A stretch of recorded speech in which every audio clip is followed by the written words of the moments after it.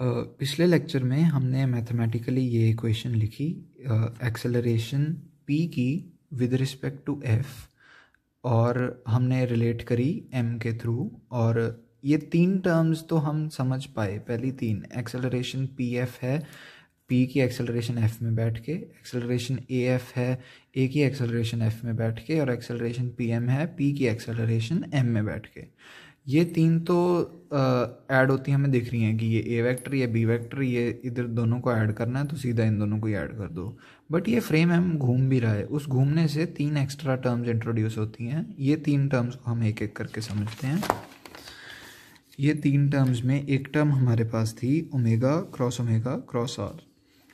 यहाँ पे अब मैंने देखा एक मेरे पास एम फ्रेम है, कांस्टेंट ओमेगा से घूम रहा है, ए पिवट है, पॉइंट पी उसके हिसाब से स्टेशनरी बैठा है एम फ्रेम में देखेंगे पी नहीं हिल रहा। तो एफ में देखेंगे तो ये ऐसे एक यूनिफॉर्म है, तो सर्कुलर मोशन ही ऐसे सर्कल में घूम रहा होगा सेम वेलोसिटी पे, इस सेम स्पीड पे, सॉरी। इस इंस्टेंट पे इसकी वेलोसिटी इधर को थी, मतलब लेटर इंस्टेंट पे ये इधर जाना चाहिए था अगर इसकी कोई एक्सेलरेशन नहीं थी। बट क्योंकि हमें पता है ये सर्कल में घूम रहा था, ये यहाँ पे आया। ये यहाँ पे कैसे आया? इसकी कोई रेडियली इनवर्ड एक्सेलरेशन रही होगी। वो रेडियली इनवर्ड एक्सेलरेशन यहाँ से आती है, इसको हम सेंट्रीपिटल एक्सेलरेशन कहते हैं। एक टर्म हमारे पास आती है ओमेगा डॉट क्रॉस आर। अब मैं एक रोटेटिंग फ्रेम में बैठता हूँ जिसमें पी फिक्स्ड है with respect to A, but omega increase करता जा रहा है।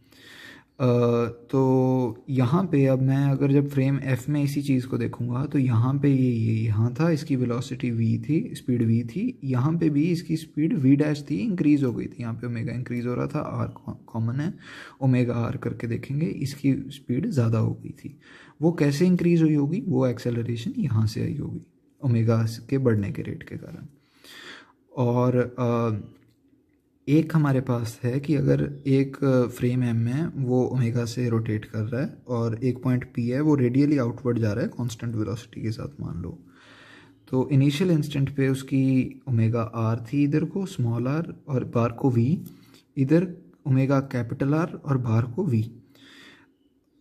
अब बाहर वाली वी तो चलो हमने कहा था कि रेडियली आउटवर्ड है इसीलिए जा रहा था उधर को। अब ये ओमेगा स्मॉल आर और ओमेगा कैपिटल आर में ये बढ़ गया। ये कैसे बढ़ा टेंजेंशियली, वो वाला इससे एक्सप्लेन होता है। ये तीन टर्म्स मिला के हम, ये तीन टर्म्स आती इसलिए हैं क्योंकि वो फ्रेम जो एम है वो घूम भी रहा है विद रिस्पेक्ट टू एफ, तो ये तीन टर्म्स एक्स्ट्रा ऐड हो जाती हैं। इसको कोरियोलिस कहते हैं, इसको यूलर्स वाली टर्म कहते हैं, इसको सेंट्रीपिटल वाली टर्म कहते हैं। जो ये टर्म है इसको ध्यान से, ये दो टर्म्स होती हैं, हमें यूजुअली आदत है ओमेगा स्क्वायर आर लिखने की, बट एक ये एक्स्ट्रा टर्म भी होती है। ये आज तक हमने इसलिए नहीं इनकाउंटर की क्योंकि मोस्टली केसेस में ओमेगा और आर परपेंडिकुलर हो जाते हैं, डॉट प्रोडक्ट 0 हो जाता है।